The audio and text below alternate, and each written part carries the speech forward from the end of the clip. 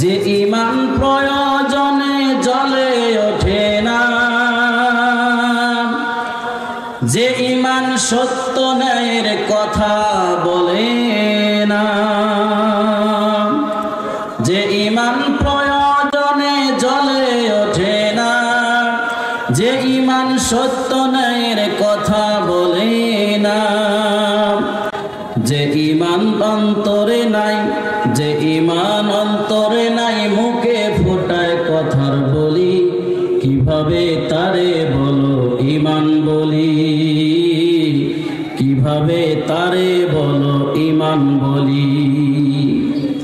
যে ঈমান দিন কায়েমের আন্দোলনের ধারে ধারে না, যে ঈমান লেবাজধারী কোরআন হাদিস তাও পড়ে না, ঠিক না?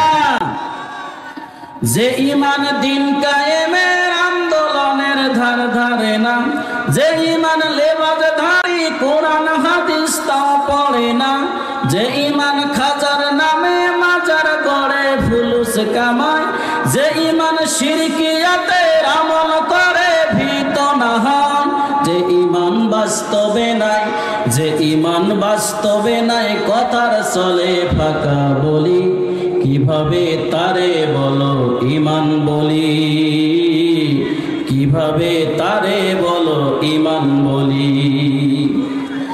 যে ঈমান ঈমান ভুলে নাস্তিকতার মঞ্চে ওঠে, যে ঈমান বাতিল মতের তোষণ করে ফায়দা লোটে, ঠিক না? যে ঈমান মসজিদের খায় দায় আনন্দ করে, যে ঈমান দেখে না রে তিনে ভাইরা মরে, যে ঈমান ময়দানে নয়, যে ঈমান ময়দানে নয়, মঞ্চে ফোটায় কথার বলি, কিভাবে তারে বলো ঈমান বলি, কিভাবে তারে বলো ঈমান বলি। যে ঈমান প্রয়োজনে জ্বলে ওঠে না, যে ঈমান সত্য ন্যায়ের কথা বলে না, যে ঈমান অন্তরে নাই, যে ঈমান অন্তরে নাই, মুখে ফোটায় ফাঁকা বলি, কিভাবে তারে বলো ঈমান বলি, কিভাবে তারে বলো ঈমান বলি। মারহাবা বলেন।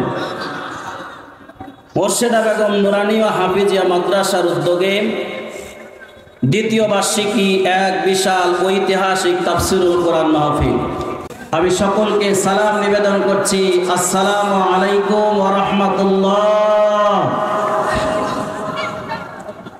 শুনে জানতে চাই আপনারা কেমন আছেন ভাই? এই আওয়াজ দিলে হবে না, চিৎকার দিয়ে বলতে হবে। আমরা শুরুতেই শুকরিয়া আদায় করছি সেই মহান রবের দরবারে, আলামিন আহকামুল হাকিমিন, পৃথিবীর সমস্ত ব্যস্ততম সময়কে অপেক্ষা করে আজকের এই বিশাল তাফসীরুল কোরআন মাহফিলে আমাদেরকে আসার মতন সুযোগ যে আল্লাহ করে দিয়েছেন, যে আল্লাহ তাআলা বাংলাদেশের একটা সুন্দর পরিবেশ দান করেছেন, যেই পরিবেশে কোরআনের কথা উন্মুক্তভাবে বলা যায়।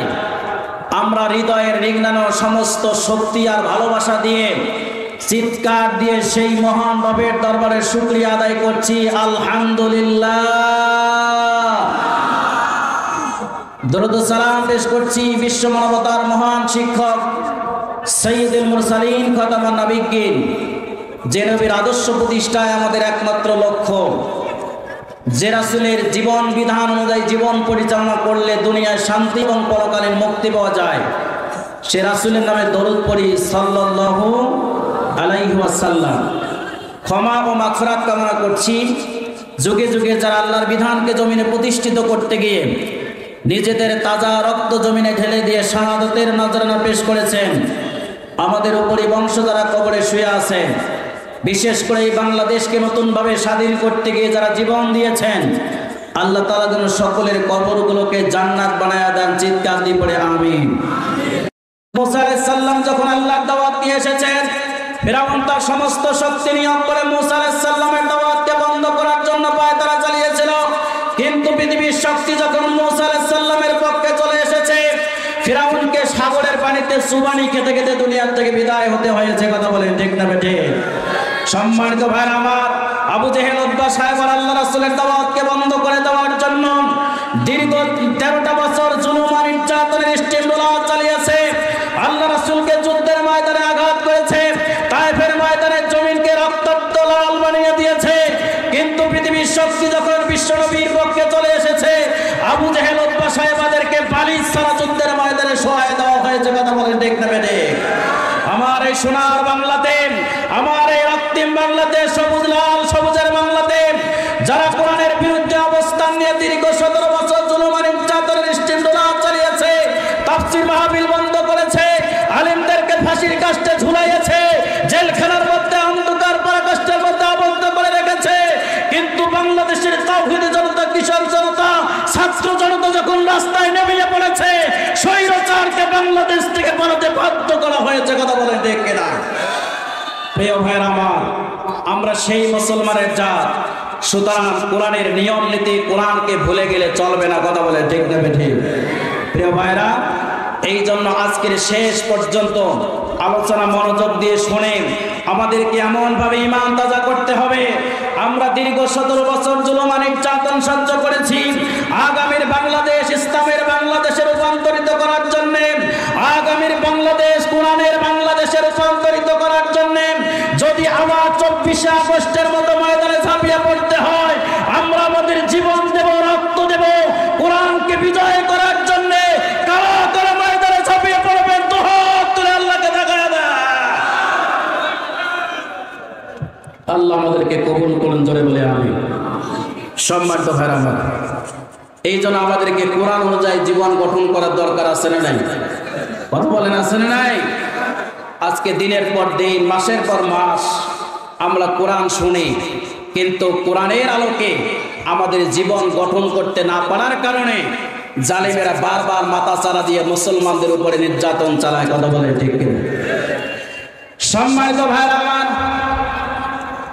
এই জন্য শুধুমাত্র কোরআন শুনলেই হবে না, শোনার সাথে সাথে আমাদেরকে আমল করতে হবে। কোরআন অনুযায়ী আমাদের জীবনকে গঠন করতে হবে। কোরআন অনুযায়ী ব্যক্তি চলবে, পরিবার চলবে, সমাজ চলবে, রাষ্ট্র চলবে। প্রত্যেকটা সেক্টরে কোরআন অনুযায়ী জীবন পরিচালনা করতে যদি আমরা পারি, তাহলে বাংলাদেশে যারাই কোরআনের বিরুদ্ধে অবস্থান করুক না কেন, স্বৈরাচারের মতো করে বাংলার জমিনে কেউ টিকতে পারবে না। কথা বলেন ঠিক কিনা?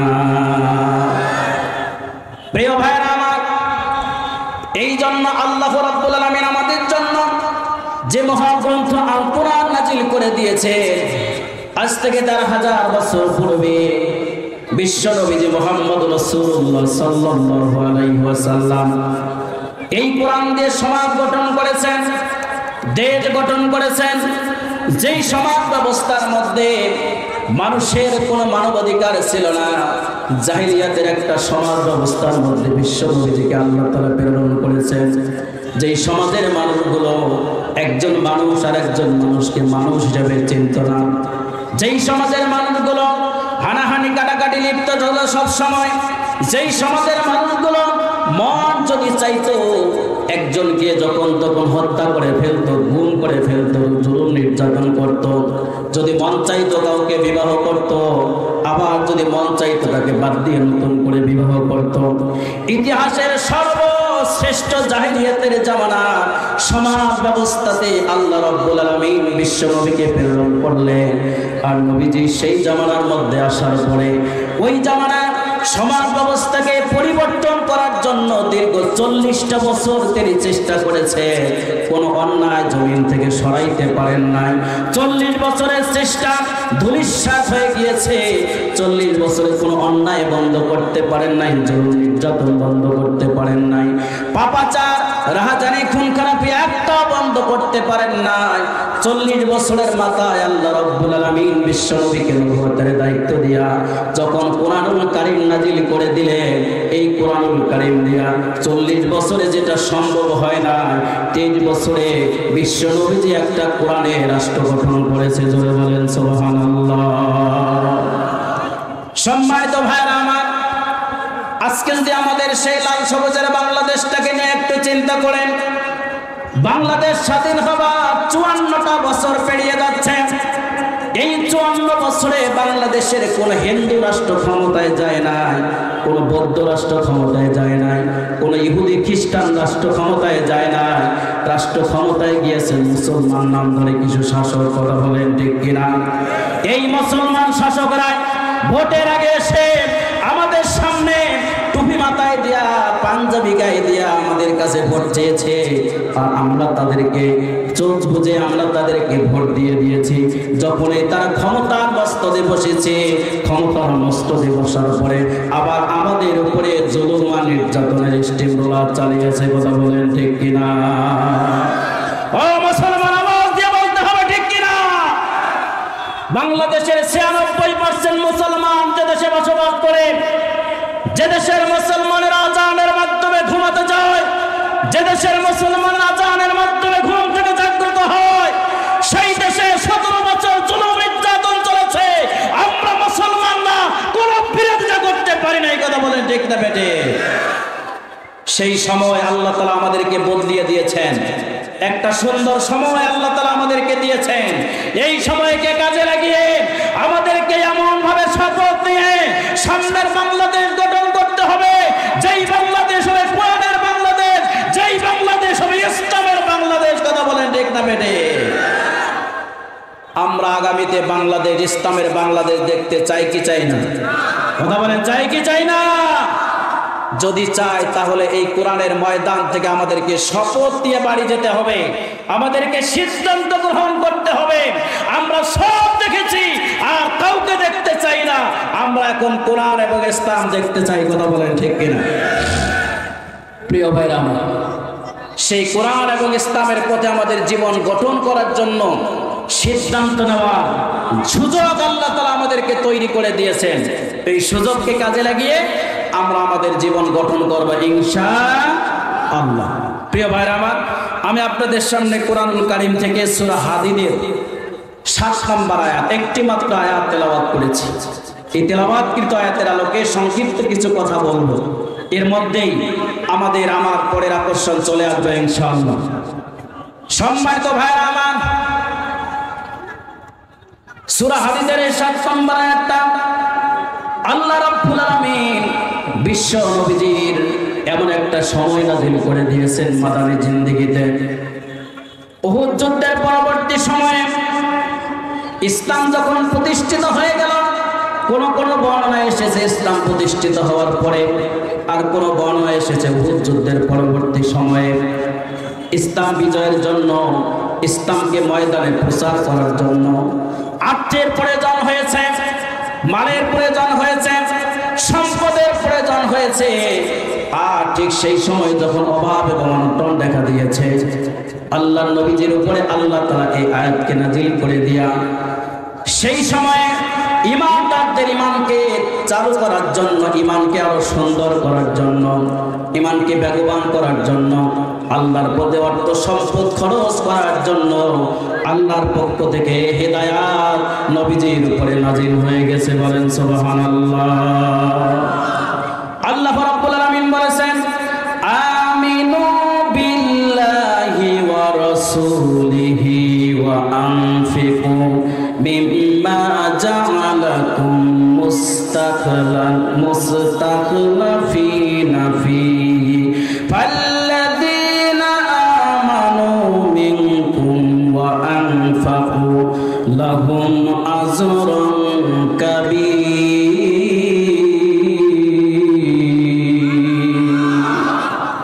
আল্লাহ রাব্বুল আলামিন বললেন, আল্লাহ তার রাসূলের প্রতি যারা ঈমান আনে এবং ব্যয় করে সেই জিনিস, যেই জিনিসের প্রতিনিধিত্বমূলক দায়িত্ব তাদের উপরে দেওয়া হয়েছে, তিনি তোমাদেরকে দিয়েছেন। তোমাদের মধ্যে যারা ঈমান আনবে, তার পথে অর্থ সম্পদ খরচ করবে, আল্লাহ রাব্বুল আলামিনের কাছে তাদের জন্য বড় পুরস্কার নিহিত রয়েছে। জোরে বলেন সুবহানাল্লাহ। কার কথা? আওয়াজ দিয়ে বলেন, কার কথা? আজ থেকে 1000 বছর পূর্বে ঈমানদারদের জন্য আল্লাহ রাব্বুল আলামিন এই নির্দেশনা দিয়েছেন। যেই সময় ইসলাম বিজয় হয়ে গেছে কিন্তু আর্থিক অনটন দেখা দিয়েছে, দরিদ্র লোকদেরকে সহায়তা করতে হবে, যেন অর্থের প্রয়োজন দেখা দিয়েছে। এই অভাব অনটনের সময় আল্লাহ রাব্বুল আলামিন এই আয়াতকে নাযিল করে দিয়া সাহাবীদের ঈমান মনোবলকে শক্তিশালী করেছেন এবং ইসলামের জন্য নিবেদিত প্রাণ তৈরি করেছেন। জোরে বলেন সুবহানাল্লাহ। এখানে দুইটা বিষয় আল্লাহ তাআলা আলোচনা করেছেন। এক নাম্বার বিষয় হচ্ছে যারা আল্লাহর প্রতি ঈমান আনে, ঈমানের উপরে যারা জীবন পরিচালনা করে আল্লাহ রাব্বুল আলামিন তাদের জন্য দ্বিতীয় বিষয়টা আলোচনা করেছেন। এখন প্রথম বিষয়টা নিয়ে একটু কথা বলতেই হবে, কারণ আমরা আজকে যদি বাংলাদেশে লক্ষ্য করে দেখি শতকরা ৯৬% মুসলমান, অধিকাংশ সবল মুসলমানরাই ইমানদার বলে দাবি করে, কিন্তু প্রত্যেকে ইমানদার নয়। কথা বলেন ঠিক না বেঠিক? এই ইমান কিভাবে আমরা আনলে পরে আল্লাহ রাব্বুল আলামিনের কাছে আমরা ইমানদার বলে বিবেচিত হব? এই জন্য প্রথম শর্ত হচ্ছে যে ইমান আপনি যাচাই বাছাই করবেন কি দিয়ে? আল্লাহ রাসূল সাল্লাল্লাহু আলাইহি সাল্লাম বলেছেন তিনটা জিনিস দিয়ে ইমান আপনাকে যাচাই বাছাই করতে হবে। এক হচ্ছে ইমান গ্রহণ করতে হবে। প্রথম কথা হচ্ছে মুখ দিয়ে স্বীকার করা, দুই নম্বরে অন্তরে বিশ্বাস করা, তিন নম্বর হচ্ছে বাস্তবতার ময়দানে কাজে প্রমাণ করে দিতে হবে আমরা ইমান এনেছি কার উপর? সবাই জোরে বলেন কার উপর? আল্লাহর উপর। এখন যদি এই তিনটা জিনিস দিয়ে একটু ইমানটাকে যাচাই বাছাই করে দেখেন, মুখে স্বীকার সবাই করে, অন্তরে বিশ্বাসও সবাই করে, কিন্তু বাস্তবতার ময়দানে কাজে যখন প্রমাণ করে দিতে হবে যে আমি ইমানদার, তখন অধিকাংশ ইমানদাররা ফেল মারে। কথা বলেন ঠিক না বেঠিক? কারণ কাজে প্রমাণ করে দিতে গেলে আমাদেরকে নামাজি হতে হবে, আমাদেরকে রোজাদার হতে হবে, আমাদেরকে আল্লাহর বিধানকে মেনে নিয়ে আল্লাহর আইন জমিনে বাস্তবায়ন কিভাবে করতে হয় এজন্য পরিকল্পিত হবে আমাদেরকে কাজ করতে হবে। কথা বলেন ঠিক না বেঠিক? এই জন্য ৩ নম্বর কাজটা আমরা অধিকাংশ জনে করতে পারি না। এই ৩ নম্বর কাজটাতে আমরা অধিকাংশ জনের ঈমান আমাদের পাঞ্চার হয়ে যায়। কথা বলেন ঠিক না বেঠিক? রাসূল সাল্লাল্লাহু আলাইহি সাল্লাম বলেছেন ঈমান প্রমাণ করতে হবে ৩টা বিষয়ের মধ্য দিয়ে। আল্লাহ রাসূল সাল্লাল্লাহু আলাইহি ওয়াসাল্লাম বলেছেন যদি তোমাদের সামনে ঈমানদারের সামনে কোনো অন্যায় সংঘটিত হয় তাহলে সেই অন্যায় সর্বপ্রথম সে হাত দিয়ে প্রতিবাদ করবে। কি দিয়ে? সবাই বলেন কি দিয়ে? আওয়াজ দিয়ে বলেন কি দিয়ে? হাত তুলে দেখান কি দিয়ে প্রতিবাদ হবে? হাত দিয়ে অন্যায়ের প্রতিবাদ হবে। এই আমরা মুসলমানরা ৯৬% মুসলমান থাকার পরেও এই হাতের প্রতিবাদ না থাকার কারণে বাংলাদেশের জমিনে দীর্ঘ ১৭টা বছর জুলুম আর নির্যাতনের স্টিম রোলার চলেছে। কথা বলেন ঠিক না বেঠিক? সম্মানিত ভাইরা আমার, এখন অন্যায়টা কি এটাই তো আমরা বুঝি না। প্রিয় ভাইরা আমার, এই জন্য অন্যায় আমাদেরকে বুঝতে হবে। আমরা প্রত্যেকেই মুসলমান যদি অন্যায় বুঝতে পারতাম এবং অন্যায়ের বিরোধিতা আমরা করতে পারতাম, অন্যায়ের প্রতিবাদ আমরা হাতের মাধ্যমে যদি করতে পারতাম, তাহলে বাংলাদেশের জমিনে একটা অন্যায় খুঁজে পাওয়া যেত না। কথা বলেন ঠিক কিনা? ও মুসলমান, কান খুলে শুনে নেন, এদেশের সবচাইতে বড় অন্যায় যেটা সেটা হচ্ছে ৯৬% মুসলমানের দেশে কোরআনের আইন চলে না, মানুষের তৈরি করা আইন চলে। কথা বলেন ঠিক কিনা? আওয়াজ দিয়ে বলতে হবে ঠিক কিনা? যে দেশে ৯৬% মুসলমান বসবাস করে সে দেশে মানুষের তৈরি করা আইন চলতে পারে না, পারে না, পারে না। কথা বলেন ঠিক কিনা? এটা হচ্ছে সবচাইতে বড় অন্যায়। এই অন্যায় যতদিন পর্যন্ত বন্ধ করা সম্ভব হবে না ততদিন পর্যন্ত বাংলাদেশ থেকে চুরি, রাহাজানি, ধর্ষণ, লুণ্ঠন, গুম, খুন এগুলো একটাও বন্ধ করা যাবে না। কথা বলেন ঠিক না বেঠিক? এই জন্য এই অন্যায়কে বন্ধ করতে গেলে যদি আমাদের হাতের প্রতিবাদ দিয়ে অন্যায় বন্ধ করতে হয় তাহলে আমাদেরকে সিদ্ধান্ত নিতে হবে আগামীর বাংলাদেশ গঠন করার জন্য আমরা মানুষের তৈরি করা আইনের পক্ষে আমাদের স্লোগান শুধুমাত্র নয়, আমরা আমাদের হাতের ভোট মানুষের তৈরি করা আইনের পক্ষে দেব না, কোরআনের এবং ইসলামের পক্ষে দেব। কথা বলে ঠিক না বেঠিক? এই সিদ্ধান্ত যদি গ্রহণ করতে পারি তাহলে বাংলাদেশ থেকে অন্যায় চিরতরে বন্ধ হয়ে যাবে। কথা বলেন ঠিক কিনা? ও মুসলমান, এই সিদ্ধান্ত নেওয়া যাবে তো? কারা কারা এই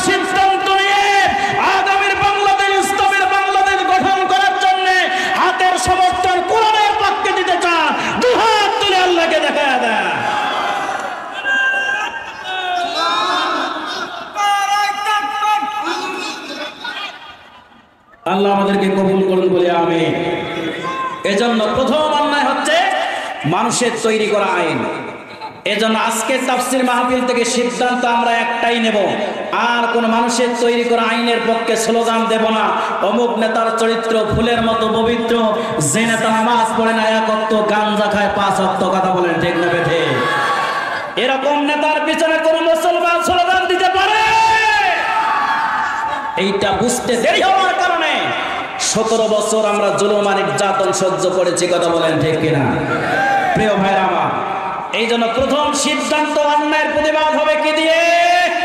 হাত দিয়ে অন্যায়ের প্রতিবাদ হবে। 2 নাম্বার প্রতিবাদ, আল্লাহ রাসূল বলেছেন যদি হাত দিয়ে প্রতিবাদ করা সম্ভব না হয় তাহলে মুখ দিয়ে প্রতিবাদ করবে। আমরা এখানে যারাই উপস্থিত হয়েছি, আমরা যদি সকলে এক সুর এক স্লোগান আমাদের মুখের মধ্যে নিতে পারি, আমরা ইসলাম ছাড়া মানুষের তৈরি করা আইনের পক্ষে আর স্লোগান দেব না, মানুষের তৈরি করা আইনের পক্ষে সমর্থন দেব না, এই কথা যদি আমরা প্রত্যেকেই মুখ দিয়ে বলতে পারি, তাহলে আগামীর বাংলাদেশ ইসলামের বাংলাদেশ হয়ে যাবে ইনশাআল্লাহ, কথা বলে দেখে না। 3 নাম্বার প্রতিবাদ, এটা সর্বশেষ গিয়ার ইমানের। আল্লাহ রাসূল বলেছেন যদি হাত দিয়েও না পড়ো, মুখ দিয়েও না পড়ো, তাহলে অন্তর দিয়া পরিকল্পনা করবে কিভাবে অন্যায়কে বন্ধ করা যায়। আমাদের সমাজে এটা প্রচারিত আছে যে না মনে মনে ঘৃণা করতে হবে, এটা নয়, অন্তর দিয়ে পরিকল্পনা করতে হবে কিভাবে অন্যায়কে বন্ধ করা যায়। জোরে বলেন সুবহানাল্লাহ। সম্মানিত ভাইরা, রাসূল সাল্লাল্লাহু আলাইহি সাল্লাম যে পদ্ধতি দিয়েছেন, এই পদ্ধতি ফলো করে যদি আমরা জীবন পরিচালনা করতে পারি, তাহলে আগামীর বাংলাদেশ গঠন করা সম্ভব হবে। আল্লাহ রাসূল এই পদ্ধতিতে 40 বছর অন্যায় বন্ধ করতে পারেন না। যখন কোরআন নাজিল হয়ে গেছে, এই পদ্ধতিতে কাজ করার কারণে জাহিলিয়াতের সমাজ ব্যবস্থা পরিবর্তিত হয়ে একটা কোরআনের সমাজ ব্যবস্থা তৈরি করেছেন। বলেন সুবহানাল্লাহ। প্রিয় ভাইরা আমার, এই জন্য আমার আলোচনার শুরুতেই ইমানের উপরে এতটুকু কথা, 3টা বিষয় যে ইমান আমাদের প্রকাশ করতে হবে, আর 3টা বিষয় যে ইমানকে প্রমাণ করতে হবে। প্রকাশ আর প্রমাণ যদি আমরা করতে পারি, তাহলে আমাদের জন্য এই সোনার বাংলা অরিজিনাল সোনার বাংলা হবে, কথা বলে ঠিক না বেঠিক? এটাই হচ্ছে আমাদের প্রধান কাজ। এরপরে এই ইমান অনুযায়ী আমরা যদি জীবন পরিচালনা করতে চাই, তাহলে ইমান আছে আমরা কেমনে বুঝবো, এইটা আমাদেরকে একটু চিন্তা করতে হবে। আল্লাহ রাব্বুল আলামিন কোরআনের মাধ্যমে জানিয়ে দিয়েছেন ইমান আছে কিভাবে। 10টি কারণে আপনি বুঝতে পারবেন ইমান আপনার আছে কিনা। এটা আপনি বোঝার জন্য যদি চেষ্টা করেন, 1 নম্বর কারণ হচ্ছে আল্লাহ রাব্বুল আলামিন বলেছেন ইন্নামাল মুমিনুনা আল্লাযীনা ইযা যুকিরাল্লাহু ওয়াজিলাত কুলুবুহুম।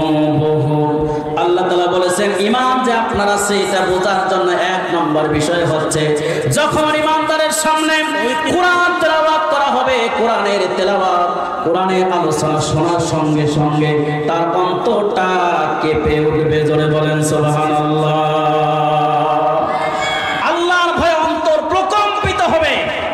আল্লাহর কোরআনের তেলাওয়াত, আল্লাহর কোরআনের তাফসীর, আল্লাহর কোরআনের আয়াতের আলোচনা শোনা মাত্রই তার অন্তর কেঁপে উঠবে। যদি অন্তর কেঁপে ওঠে তাহলে বুঝবেন যে আপনার ঈমান ঠিক আছে, আর যদি না কেঁপে তাহলে বোঝা যাবে না যে আপনার ঈমান ঠিক আছে না নাই। এই জন্য কোরআনের কথা শোনার সাথে সাথে অন্তর দিয়ে যাচাই বাছাই করতে হবে, আমি যা শুনলাম এইটার সাথে আমার আমলিয়াত জিন্দেগি আছে না নাই, আমার কোথায় ত্রুটি আছে সেটাকে ধরে নিয়ে আমাদেরকে পরিবর্তন হতে হবে। কথা বলেন ঠিক না বেঠিক? 2 নম্বর, ঈমান আছে আপনি বুঝবেন কেমনে? আল্লাহ তাআলা বলেছেন ওয়াদ আফলাহাল মুমিনুনা আল্লাযীনা হুম ফি সালাতিহিম খাশিউন। আল্লাহ রাব্বুল আলামিন বলেছেন সফলতা ওই ব্যক্তির জন্য যারা নামাজের মধ্যে একাগ্রতা এবং বিনয়ী হয়ে নামাজ আদায় করে। নামাজের মধ্যে যদি মন আপনার ছটফট করে, নামাজে ঢুকতে দেরি বের হতে দেরি নাই, মসজিদে ঢুকতে দেরি বের হতে দেরি নাই, নামাজের মধ্যে যদি মনোযোগ থাকে তাহলে ঈমান আছে।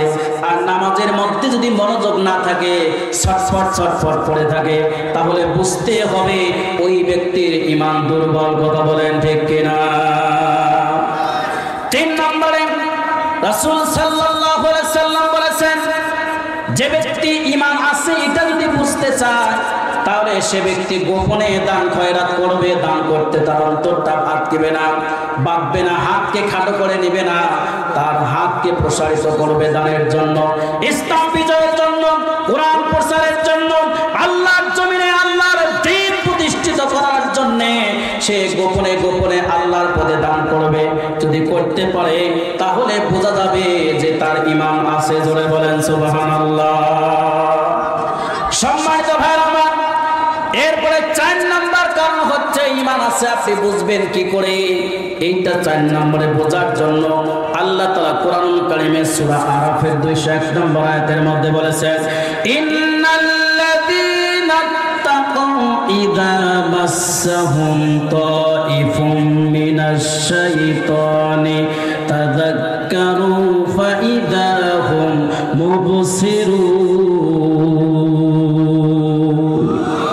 আল্লাহ রাব্বুল আলামিন বলেছেন, যারা মুত্তাকিন তাদের শয়তান ছুলে তারা তা স্মরণ করে এবং সচেতন হয়ে যায়। তাদেরকে যখন শয়তান আক্রমণ করে, শয়তান যখন অ্যাটাক করে ফেলে, নামাজ পড়তে যাবে শয়তান বাধা দেয়, দিন প্রতিষ্ঠার কাজ করতে যাবে শয়তান সেখান থেকে পিছনে টেনে নিয়ে আসে। ওই ব্যক্তি বুঝতে পারবে যে ব্যক্তির ঈমান থাকবে, ওই ব্যক্তি শয়তানকে লাথি মেরে আল্লাহর দ্বীনের পথে, আল্লাহর পথে জীবন পরিচালনা করবে। জোরে বলেন সুবহানাল্লাহ। প্রিয় ভাইরা আমার, এভাবে 10টি বিষয় আছে আমি নোট করেছি, যারা ঈমান আছে তারা এইভাবে বুঝতে পারবে। আমরা যদি এগুলো নিয়ে একটু চিন্তা করে দেখি, তাহলে আমাদের ঈমান আজ পর্যন্ত দুর্বল ঈমানে আছে। কথা বলেন ঠিক কিনা? এই জন্য পরিপূর্ণ ঈমানদার যারা হবে তাদের কাজ হবে, যে জমিনে আল্লাহর আইন চলে না ওই জমিনে আল্লাহর আইনকে প্রতিষ্ঠিত করার জন্য প্রথম পদক্ষেপ গ্রহণ করে সেই অনুযায়ী জীবন পরিচালনা করতে হবে। কথা বলেন ঠিক না বেঠিক? এটা ঈমানদারের প্রধান কাজ। ঈমানদার হিসাবে আল্লাহ তাআলা দুনিয়ার জমিনে তৈরি করেছেন, সেই ঈমানদারের কাজ হচ্ছে আল্লাহর জমিনে আল্লাহর দ্বীন প্রতিষ্ঠিত করার জন্য চেষ্টা করবে, সংগ্রাম করবে, জিহাদ করবে।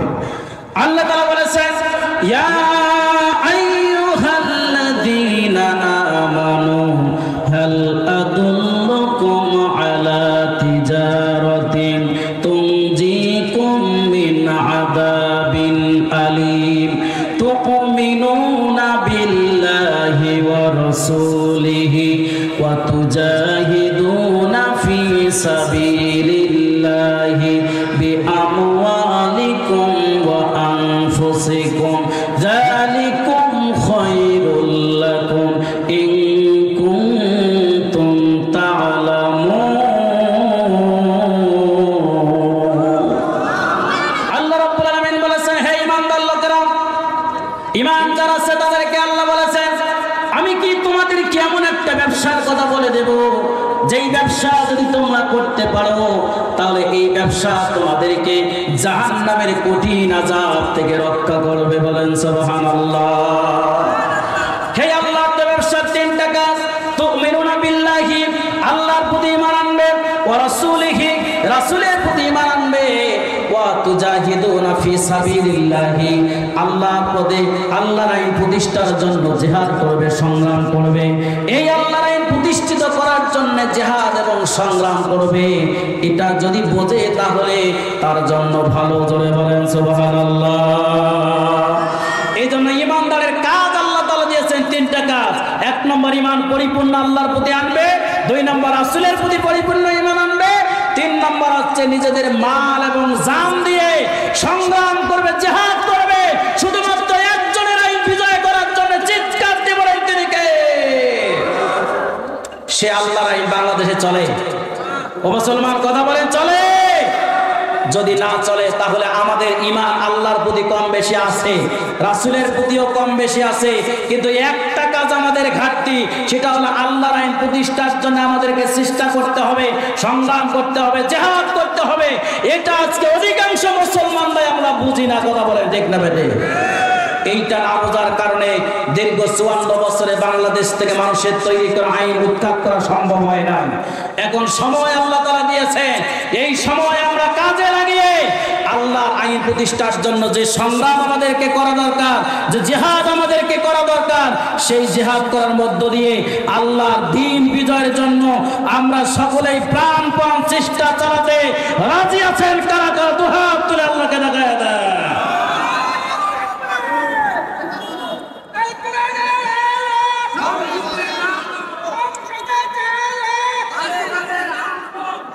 আল্লাহ আমাদেরকে কবুল করুন বলে আমিন। প্রিয় ভাইরা, ঈমানের ব্যাপারে আমার কথা শেষ। এখন দ্বিতীয় বিষয় আমি একটু আলোচনা করে আমার আলোচনা শেষের দিকে নিয়ে যাচ্ছি। আল্লাহ রাব্বুল আলামিন এরপরে বলেছেন, ওয়া আনফিকু মিম্মা জাআলাকুম মুস্তাখলাফিনা ফীহি। আল্লাহ তাদেরকে যে প্রতিনিধিত্ব সম্পদের মালিকানা দিয়েছেন, সেখান থেকে তারা আল্লাহর পথে ব্যয় যদি করে তাহলে আল্লাহর কাছে তাদের পুরস্কার নিহিত আছে। জোরে বলেন সুবহানাল্লাহ। কথা কার? সবাই বলতে হবে কথা কার? আল্লাহর কথার উপরে বিশ্বাস আছে না নাই? আল্লাহ আমাদেরকে বলেছেন, যদি আপনার প্রতিনিধিত্বমূলক মালিকানা যে সম্পদের আপনাকে দেওয়া হয়েছে, যে যতটুকু সম্পদের মালিক, এই সম্পদের মালিক আমাদেরকে বানিয়েছেন যিনি, তিনি কে? জোরে বলেন তিনি কে? সেই আল্লাহ আমাদেরকে বলতেছে, ওই ওখান থেকে যদি তোমরা আল্লাহর পথে ব্যয় করতে পারো তাহলে তোমাদের জন্য আল্লাহর কাছে পুরস্কার আছে। কি কি পুরস্কার আছে? আমি এখানে 10টা বিষয় নোট করেছি। আল্লাহ 10টি পুরস্কার ঘোষণা করেছেন। 1 নাম্বার পুরস্কার হচ্ছে তাদের জাহান্নামের ভয় থাকবে না। জোরে বলেন সুবহানাল্লাহ। আল্লাহ রাব্বুল আলামিন বলেছেন, আল্লাযীনা ইউনফিকুনা আমওয়ালাহুম ফি সাবিলিল্লাহি সুম্মা লা ইয়াতবিউনা মা আনফাকু মিন্নাম ওয়ালা আযাল্লাহুম আজরুহুম ইনদা রাব্বিহিম ওয়ালা খাউফুন আলাইহিম ওয়ালা হুম ইয়াহজানুন। আল্লাহ রাব্বুল আলামিন বলেছেন, যারা নিজেদের ধন সম্পদ আল্লাহর পথে ব্যয় করে, ব্যয় করার পর কাউকে বলে বেড়ায় না, এই অনুগ্রহের কথা কাউকে বলে না, আর কাউকে কষ্ট দেয় না, তাদের প্রতিদান আল্লাহর কাছে রয়েছে, রবের কাছে প্রতিদান রয়েছে। তাদের কোনো দুঃখ থাকবে না, তাদের কোনো বেদনা থাকবে না, আর তাদের কোনো জাহান্নামের ভয় থাকবে না। সুবহানাল্লাহ। আল্লাহ রাব্বুল আলামিন আরো বলেছেন, 2 নাম্বার পুরস্কার, আল্লাহ তাআলা তাদেরকে ভালোবাসবেন। আল্লাহর পথে ব্যয় করলে, আল্লাহর পথে সম্পদ ব্যয় করলে পরে আল্লাহর ভালোবাসা পাওয়া যায়। আল্লাহ তাআলা বলেছেন, আল্লাযীনা ইউনফিকুনা ফিস সাররাই ওয়াদ দাররাই ওয়াল কাযিমিনাল গায়দ ওয়াল আফিনা আনিন নাসি ওয়াল্লাহু ইউহিব্বুল মুহসিনিন। আল্লাহ তাআলা বলেছেন, যারা সচ্ছল অসচ্ছল উভয় অবস্থায় আল্লাহর পথে দান করে, যারা নিজেদের রাগকে দমন করে, অন্যের দোষ ত্রুটিকে মাফ করে দেয়, এই ধরনের লোকদেরকে আল্লাহ রাব্বুল আলামিন অত্যন্ত ভালোবাসেন। সুবহানাল্লাহ। এখানে আল্লাহ তাআলা যে কথা বলেছেন, 1 নাম্বার হচ্ছে যারা সুখে দুঃখে বিপদে আপদে অভাব অনটনের মধ্যে আল্লাহর পথে দান করে ব্যয় করে, এরপরে নিজেদের রাগকে দমন করে আর অন্যের দোষ ত্রুটিকে মাফ করে দেয়, এই জন্য আল্লাহ তাদেরকে পুরস্কার দিবেন। আল্লাহ রাব্বুল আলামিন তাদেরকে ভালোবাসবেন। জোরে বলেন সুবহানাল্লাহ। আল্লাহ যদি কাউকে ভালোবাসেন তাহলে তার কোনো বিপদ থাকবে? কথা বলেন না, কে থাকবে? এজন্য আল্লাহর ভালোবাসা পেতে গেলে আল্লাহর পথে আমাদের অর্থ সম্পদ ব্যয় করতে হবে, আল্লাহর পথে দান খয়রাত বেশি করে করতে হবে, তাহলে আল্লাহর ভালোবাসা অর্জন করা সম্ভব হবে। এরপরে 3 নাম্বার, অন্তরের দাগ দূর হয়ে যায়। আল্লাহ তাআলা বলেছেন, আল্লাযী ইউতি মালাহু ইয়াতাযাক্কা, যে বড় মুত্তাকি ব্যক্তি পবিত্রতা অর্জনের জন্য নিজেদের ধন সম্পদ আল্লাহর পথে দান করে দেয়। বলেন সুবহানাল্লাহ। সেই বড় মুত্তাকি ব্যক্তি, পবিত্র অন্তরকে পরিশুদ্ধ করার জন্য আল্লাহর পথে বেশি বেশি করে দান করে, আর এই দানের বিনিময় হিসাবে আল্লাহ রাব্বুল আলামিন তাদের অন্তরকে পবিত্র করে দেন। জোরে বলেন সুবহানাল্লাহ। এরপরে আল্লাহ রাব্বুল আলামিন বলেছেন তাদের গুনাহ সমূহকে আল্লাহ তাআলা মাফ করে দেন। আল্লাহ বলেন ইন তুবদুস সাদাকাতি ফানি'ম্মা হিয়া ওয়া ইন তুখফুনাহা ওয়া তু'তুহাল ফুকারা ফাহুয়া খায়রুন লাকুম ওয়া ইউকাফির আনকুম মিন সাইয়্যাতিকুম ওয়াল্লাহু বিমা তা'মালুনা খাবীর। আল্লাহ রাব্বুল আলামিন বলেছেন যদি তোমাদের দান সদকাগুলো প্রকাশ্যে হয় তাও ভালো, যদি গোপনে অভাবীদের জন্য দাও তাহলে এটাই বেশি ভালো। এভাবে তোমাদের অনেক গুনাহ আল্লাহ রাব্বুল আলামিন নির্মূল করে দেন। সুবহানাল্লাহ। প্রিয় ভাইরা আমার, আমরা যদি আমাদের জীবনটাকে নিয়ে একটু পর্যালোচনা করে দেখি, এই 20 বছর 30 বছর 40 বছর হায়াতে জিন্দেগি আল্লাহ তাআলা আমাদেরকে দিয়েছেন। আমরা যেই জীবন পরিচালনা করতেছি এই জীবনের মধ্যে আমাদের যদি একটু হিসাব করে দেখি তাহলে গুনাহ দিয়ে আমাদের পুরো জীবনটা ভরপুর করার কথা বলেন ঠিক কিনা? এই গুনাহগুলোকে যদি হালকা করতে চান আল্লাহ রাব্বুল আলামিন বলেছেন যদি তোমরা প্রকাশ্যে দাও অথবা গোপনে দাও এর বিনিময়ে আল্লাহ রাব্বুল আলামিন তোমাদের অনেক ত্রুটি বিচ্যুতিকে আল্লাহ মাফ করে দিবেন। সুবহানাল্লাহ। এরপরে আল্লাহ তাআলা বলেছেন ইয়ামহাকুল্লাহুর রিবা ওয়া ইউরবিস সাদাকাত ওয়াল্লাহু লা ইউহিব্বু কুল্লা কুফফারিন আসীম। আল্লাহ রাব্বুল আলামিন বলেছেন আল্লাহ সুদকে নিশ্চিহ্ন করে দেন, ধ্বংস করে দেন, আর দানকে বৃদ্ধি করে দেন। আর আল্লাহ অকৃতজ্ঞ দুষ্কৃত ব্যক্তিদেরকে আল্লাহ তাআলা পছন্দ করেন না। আল্লাহ সুদকে ধ্বংস করে। সুদ খেলে গুনাহ হয়, সুদ দিলেও গুনাহ হয়। সুদের সর্বনিম্ন শাস্তি নিজের মায়ের সাথে জিনা করা, এই অপরাধের শাস্তির কথা আমরা প্রত্যেকে মুসলমানই জানি, কথা বলে ঠিক কিনা? কিন্তু এরপরেও যদি হিসাব করে দেখি আমরা অধিকাংশ মুসলমানরাই এই নিকৃষ্ট গুনার কাজ সুদের সাথে সম্পৃক্ত আছে না নাই? আওয়াজ দিয়ে বলেন আছে না নাই? এই সুদ ভিত্তিক অর্থ অবস্থাকে যদি আপনি পাল্টাতে চান তাহলে ইসলাম ক্ষমতায় নিয়ে যেতে হবে, কথা বলেন ঠিক কিনা? আওয়াজ দিয়ে বলেন ঠিক কিনা? আজকে মুসলমান হিসেবে আমাদের জানার কথা ছিল আল্লাহর পথে কতটুকু দান করলে কত পরিমাণ সওয়াব পাওয়া যায়, এই অঙ্ক আমাদের জানার কথা। কিন্তু আমরা সে অঙ্ক জানি না। কত টাকা সুদ দিলে কত টাকা লাভ হয় এই অঙ্ক আমরা সবাই জানি, কথা বলেন ঠিক না বেটে? এটা আমাদের দুঃখের বিষয়। এই অবস্থাকে পরিবর্তন করার জন্য একটা জিনিসের প্রয়োজন, কোরআনকে রাষ্ট্রীয় ক্ষমতায় নিয়ে যেতে হবে, কথা বলেন ঠিক না বেটে?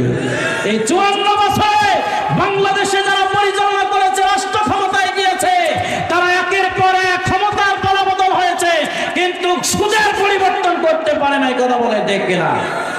প্রিয় ভাইরা আমার, এই জন্য সুদ ভিত্তিক অর্থ ব্যবস্থাকে ধ্বংস করে দিয়ে যাকাত ভিত্তিক অর্থ ব্যবস্থাকে চালু করতে হলে আল্লাহর কোরআন দিয়ে রাষ্ট্র চালাতে হবে, ইসলাম দিয়ে রাষ্ট্র পরিচালিত হতে হবে, কথা বলেন ঠিক না বেটে? এই জন্য এটাই আমাদের জন্য আজকের প্রধান শিক্ষা হতে হবে।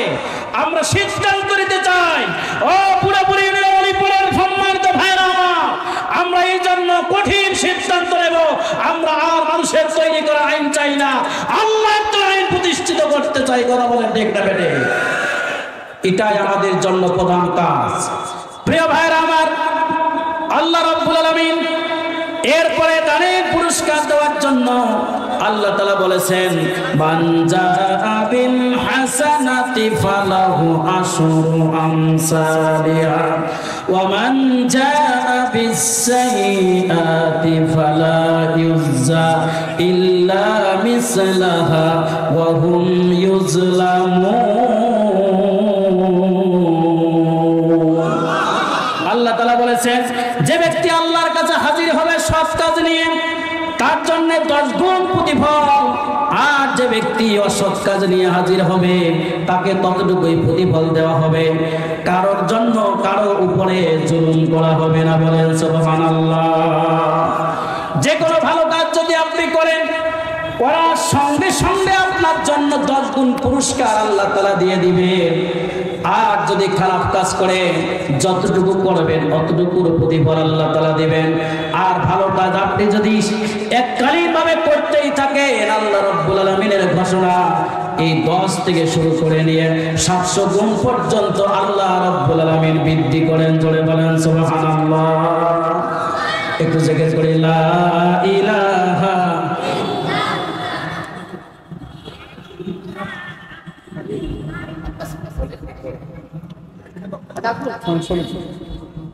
ইলাহা লা ইলাহা ইল্লাল্লাহু মুহাম্মাদুর রাসূলুল্লাহ সাল্লাল্লাহু আলাইহি ওয়াসাল্লাম। সম্মানিত ভাইরা, এই জন্য আমি এখন আপনাদের কাছে বিনীত অনুরোধের ভাষায় বলতে চাই, 2টা বিষয় নিয়ে আমি সংক্ষিপ্তভাবে কথা বলার জন্য চেষ্টা করেছি। এক হচ্ছে আমাদের ঈমান কতটুকু আছে এটা যাচাই বাছাই করা, ঈমানকে ময়দানে প্রমাণ করা। আর দ্বিতীয়ত হচ্ছে ওই ঈমানকে আমাদের ধারণ করে আল্লাহর পথে ব্যয়ের ব্যাপারে আমাদের হাতকে সম্প্রসারিত করার কথা বলেন, ঠিক না বেঠিক? এই 2টা কাজ মিলে আমাদের জন্য একটা কাজ এখন আমাদেরকে করতে হবে, সেটা হচ্ছে এই দুনিয়ায় যদি শান্তি এবং কল্যাণ আমরা নিশ্চিত করতে চাই, তাহলে আল্লাহর আইনের কোনো বিকল্প নাই। কথা বলেন, ঠিক না বেঠিক? আল্লাহ তাআলা যে উদ্দেশ্য দিয়ে আমাদেরকে দুনিয়ার জমিনে তৈরি করেছেন, আমরা প্রত্যেকে আল্লাহর পক্ষ থেকে এক একজন করে খলিফা। আল্লাহ তাআলা বলেছেন ইন্নী জাইলুম ফিল আরদি খলিফা। আল্লাহ আমাদেরকে প্রতিনিধিত্বের দায়িত্ব দিয়ে দুনিয়ার জমিনে তৈরি করেছেন। এই প্রতিনিধিত্বের কাজ হচ্ছে জমিন যার, এই জমিনে আইন চলবে। জোরে বলেন কার? আল্লাহর জমিন, আল্লাহর জমিনে আল্লাহর আইন চলবে, তাছাড়া অন্য কারো আইন চলবে? কথা বলেন, চলতে পারে না। কিন্তু আমরা মুসলমান থাকার পরেও 96% মুসলমান, নামাজ পড়ি, রোজা করি, হজ করি, যাকাত দেই, কিন্তু মানুষের তৈরি করা আইন আমরা পরিবর্তন করতে পারি না। এজন্য আমরা মুসলমানরাই দায়ী। কথা বলে ঠিক কিনা? কথা বলে ঠিক কিনা? এজন্য আজকের চূড়ান্ত সিদ্ধান্ত এখান থেকে আমরা নিয়েই বাড়ি যাব। আমরা আর কোনো মানুষের তৈরি করা আইন দেখতে চাই না। আল্লাহর বিধান যতদিন পর্যন্ত বাংলাদেশের জমিনে প্রতিষ্ঠিত না হচ্ছে, কালেমার পতাকা যতদিন পর্যন্ত পথ পথ করে না উড়াচ্ছে, কোরআনের সংবিধান যতদিন বাংলাদেশের জমিনে কায়েম না হচ্ছে, ও মুসলমান, দীপ্ত শপথ গ্রহণ করবো আমরা, ততদিন পর্যন্ত আমাদের এই লড়াই, আমাদের এই সংগ্রাম চলবে চলবে অবিরাম। কথা বলে ঠিক না বেটে? আমরা সেই জন্য কাজ করবো তো ইনশাআল্লাহ। কথা বলেন, কাজ করবো তো ইনশাআল্লাহ। আল্লাহ আমাদেরকে কোরআনের জন্য, ইসলামের জন্য কবুল করুন বলে আমিন। ওয়া মা তাওফীক ইল্লা বিল্লাহ। আসসালামু আলাইকুম ওয়া রাহমাতুল্লাহ।